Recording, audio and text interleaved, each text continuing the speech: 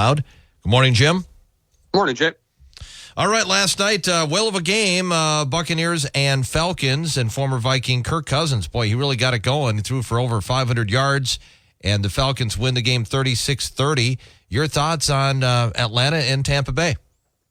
Yeah, Cousins, the funny thing is, Cousins has had 2 primetime games this year, and he's been outstanding in both. He's led his team on 3 fourth-quarter comebacks this year. He looked a little tentative early in the season on that, that healed Achilles in his right foot. Boy, he looked really good last night, and they generally gave him time.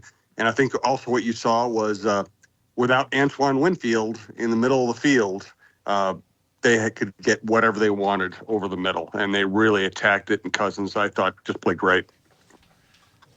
When you look at the NFC South, I mean, it's much better than it had been. I mean, Carolina still looks like they're probably going to be at the bottom, but that division looked awful for a few years, and now looks like you've got at least 2, maybe 3 teams that could be competitive. Yeah, and quarterback play is a big part of it, right? I mean, the Falcons have been struggling to find a quarterback. Now they think they have 2 franchise quarterbacks between Cousins and Penix.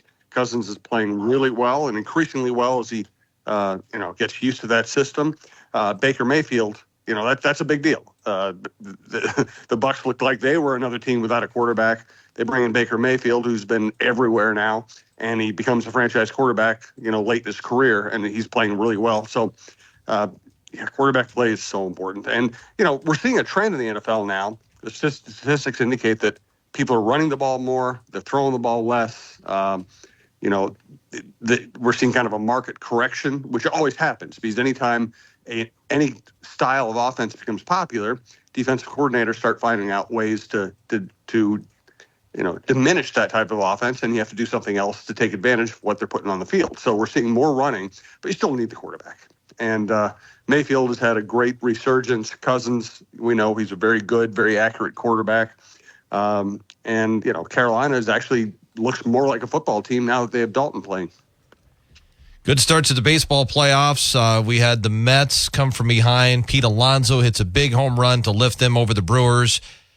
Your thoughts on the Mets getting that win and then the divisional series starting tomorrow? It just feels like baseball has become more and more unpredictable, dramatic. I don't know what it is. We just see things happen in the postseason that just seemed to never happen before. I mean, that was the first time anybody's had a home run in those particular circumstances, down to ninth, in that on the road, whatever.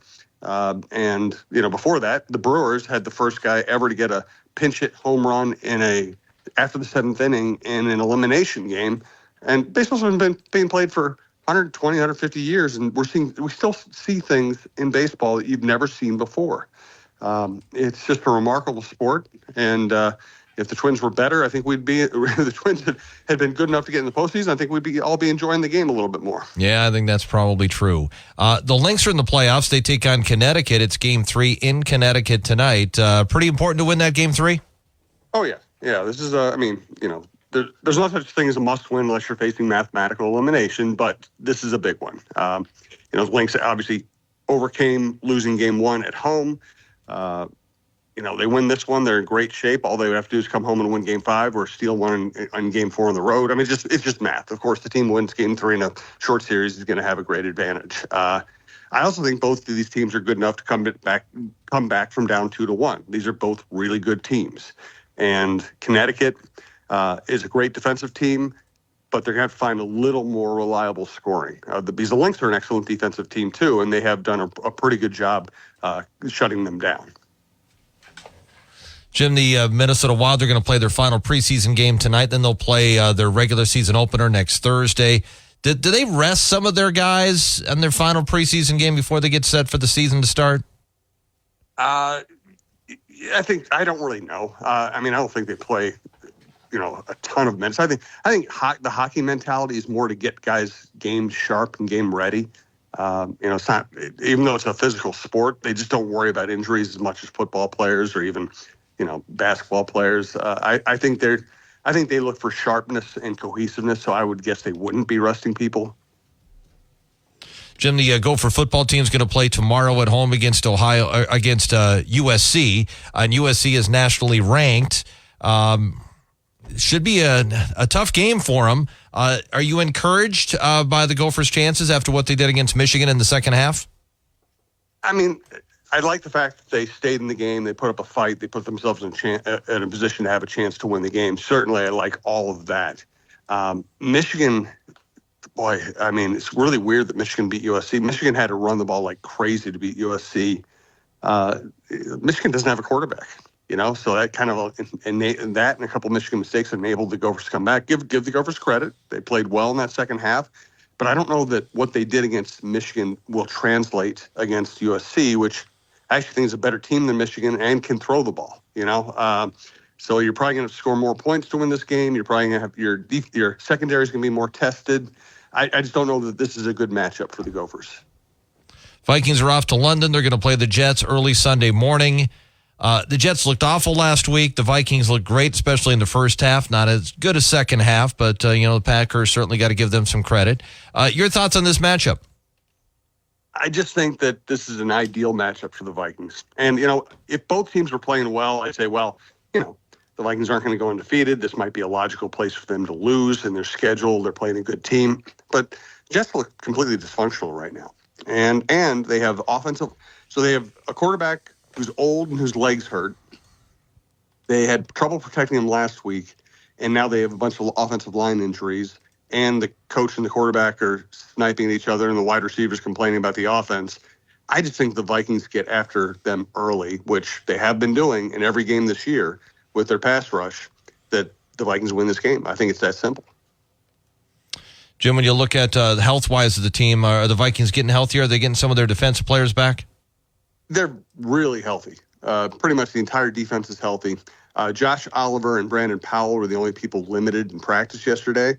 And listen, they're both important role players, but that's a pretty skimpy injury list for this time of the year. And I wouldn't be surprised if both of them play. They're both veterans. They kind of know how to manage their bodies. They both, really good competitors. So I would think that there's a chance that both of them or either of them could play. And then you look at the Jets and Morgan Moses, their offensive tackle, is out. Tyron Smith hasn't practiced this week. So I don't know. They just look a little beat up. Well, and there's still so much talk about them acquiring Davante Adams. And do you think something's going to happen quickly on that? I mean, the way the Raiders are, they're like, okay, yeah, we're fine to trade him. And typically, don't you want to pull the trigger on that pretty quick?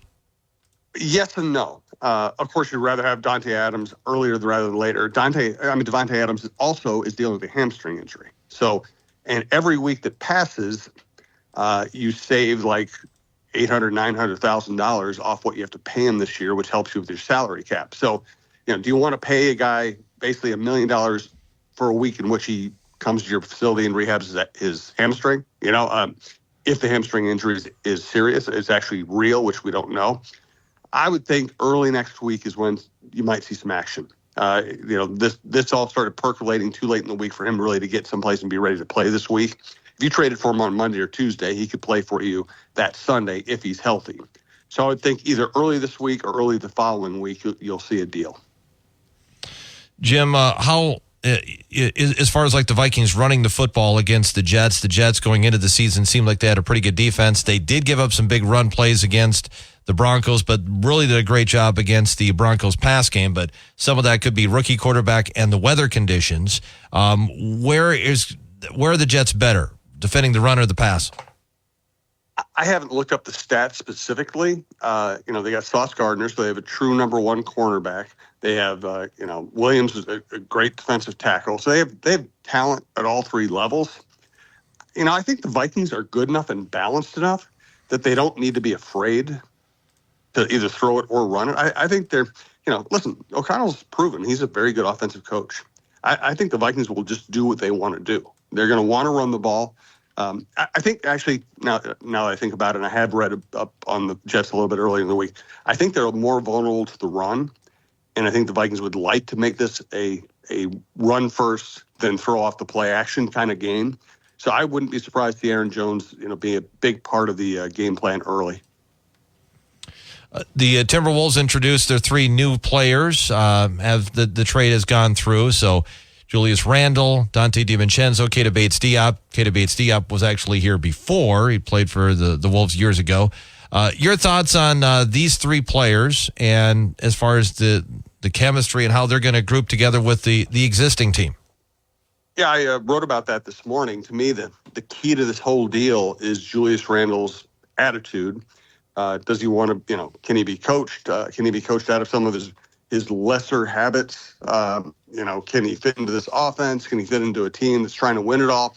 And honestly, I was there yesterday. I asked him about it, and his answer was very encouraging. He said he loves Finchie.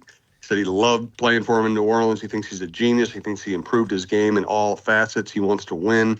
He wants to be here. So, listen, it's easy to say those things in the first press conference, but the way he said them, he didn't sound like he was reading a script. He sounded like it was very heartfelt. And if he's all in on being coached by Chris Finch, and he is, and that's very promising for this team. Has he had an attitude in his experience with the Knicks or with New Orleans? No, I don't think it's not a bad attitude kind of thing. It's more subtle. It's that he is a scorer, and he's a guy who can take the ball, get his own shot, go to the rim. And the question is more about the subtleties of offense. Is the ball going to stop when it gets to him? Is he going to take long twos, which are the most inefficient shots in basketball? Or is he going to be willing to listen to Finch and keep the ball moving, play off of Edwards and take the modern efficient shots, which is 3-pointers, getting to the rim, getting fouled. And if he it's just a matter of tweaking his preferences. And if he's willing to tweak his preferences in regards to what Finch wants done, it sounds like he is, and that's a pretty good thing. Jim, and they play the Lakers tonight. Is this going to be the last season for LeBron James? Feels like it, but, we don't know. We can't know because he doesn't know, and we thought it was Harrison Smith last year. If anybody who talked to Harrison Smith at the end of last year thought he was done. He was beat up. He was frustrated. He was, asking himself, do I really want to go through another offseason working out so I can do this again? And again, guess what? He rested up, but he's like, yeah, I can do this again. LeBron, he's still, whenever LeBron James decides to retire, at whatever age, he's still going to be one of the 30 best players in the NBA.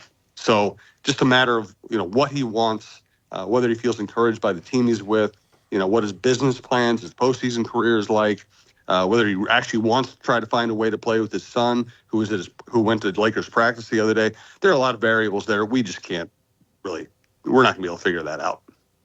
All right, Jim, what do you got in your podcast? Good Jeff Diamond's Vikings and NFL Insider up this morning on the Vikings, the Jets, the Packers, and the league with the former Vikings general manager. We have Randy Shaver's new high school football show, which has been a big hit for us. We have Mike Grimm on the Gophers. John Krasinski shows out talking about the trade and some personal things with him and Karl Anthony Towns with the Viking Update show out. Don Mitchell show I mentioned earlier this week. Highly recommend if you like music or sports or Chris Hockey in particular. I recommend our conversation with Chris Hockey. He's just a wonderful guy. That's out on Dawn of Sports, and everything's at talknorth.com.